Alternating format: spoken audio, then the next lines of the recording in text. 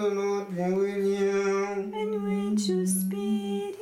A reading from the Holy Gospel according to John. Glory to you, O Lord. Jesus said to his disciples, when the Advocate comes, whom I shall send to you from the Father, the Spirit of truth, who issues from the Father, he will be my witness, and you too will be witnesses, because you have been with me from the outset. I have told you all this, so that your faith may not be shaken.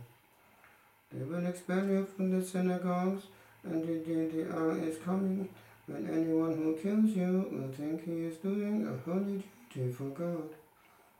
They will do these things because they have never known either the Father or myself. But I have told you all this, so that when the time for it comes, you may remember that I told you. The Gospel of the Lord. Praise to you, Lord Jesus Christ.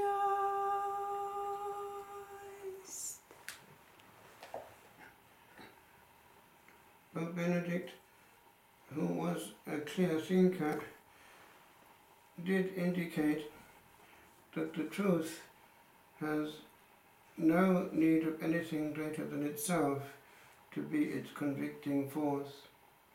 That is a profound philosophical utterance, and we can see that those who are using other means to get their point across are unsure of their truth, and so they have to make appeal to other means, violent noises, even violence itself. Whereas the person who is in calm and serene possession of the truth knows the answer.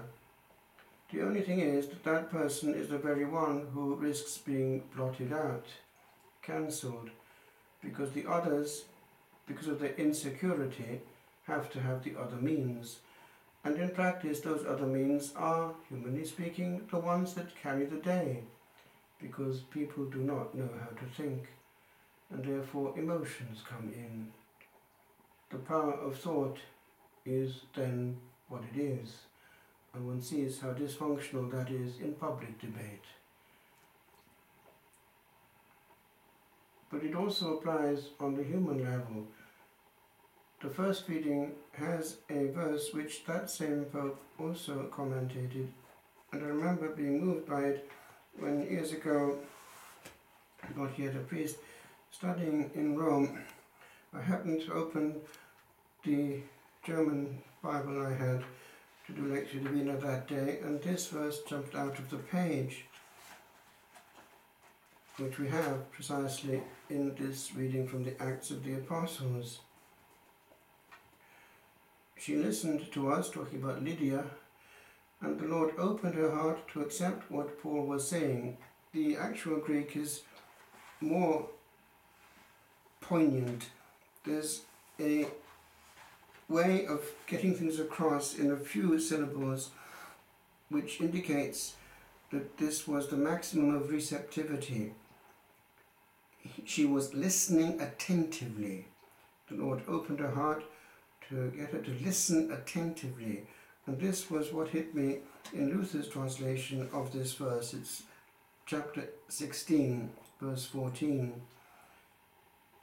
Den Worten aufmerksam lauschte.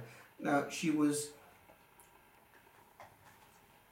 in a sense, giving all that she had to the Word. Giving all that she had to the Word. And she, being of some kind of monotheistic faith, this was not a synagogue, just a place of prayer, but presumably monotheistic, she had been worked upon by that same divine grace which was carrying her along, and so when more grace came, she listened. She didn't cancel it out, and that's what many people do. They don't want more. They have their own body of truth, and that is enough, and woe betide anyone who tries to disturb or get into that comfort zone.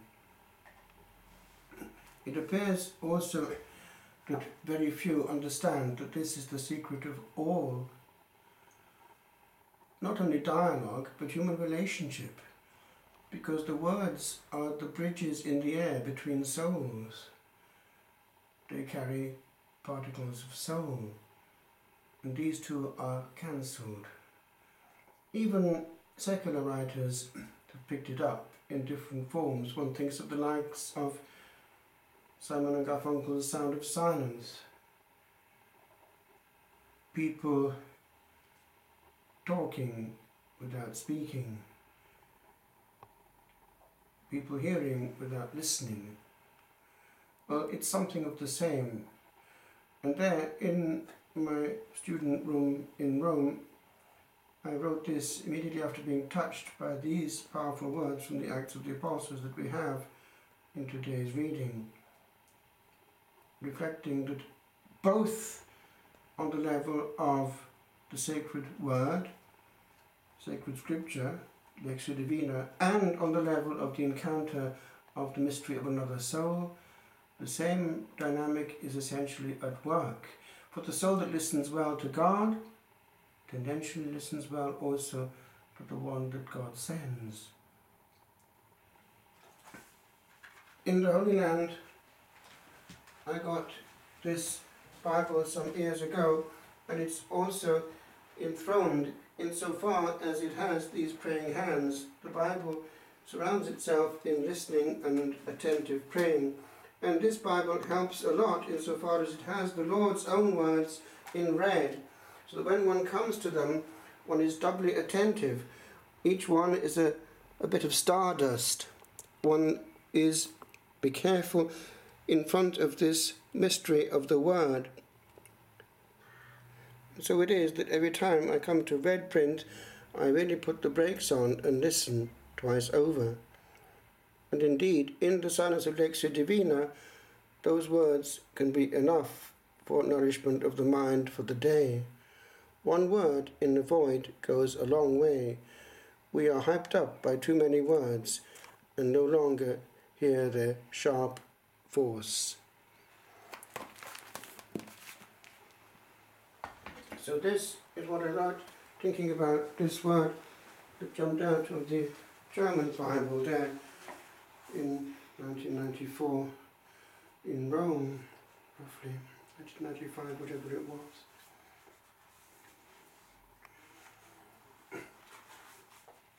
I have heard oft a sound and heard it not, looked at a gaze and tapped not what was said.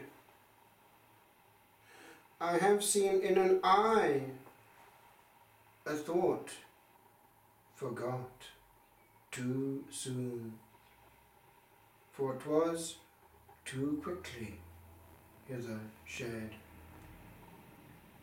I have heard many things that shall remain unheard again, for I was unaware of all that moved therein,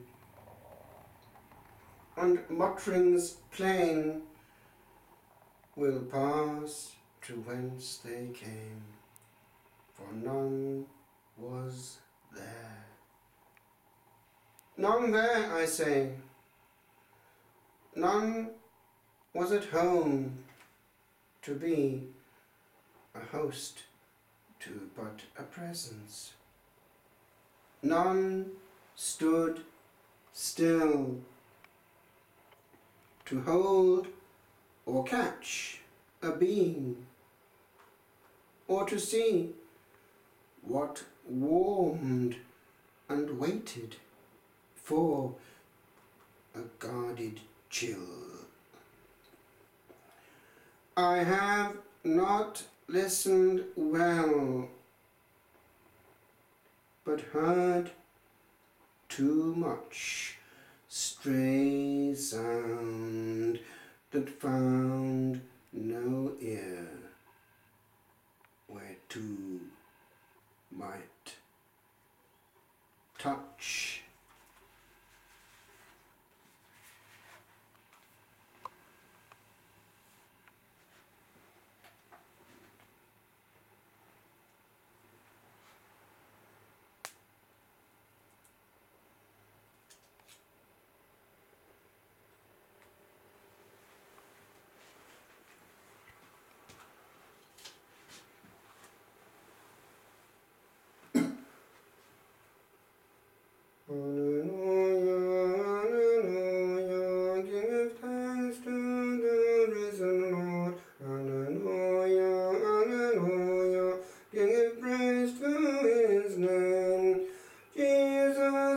the Lord.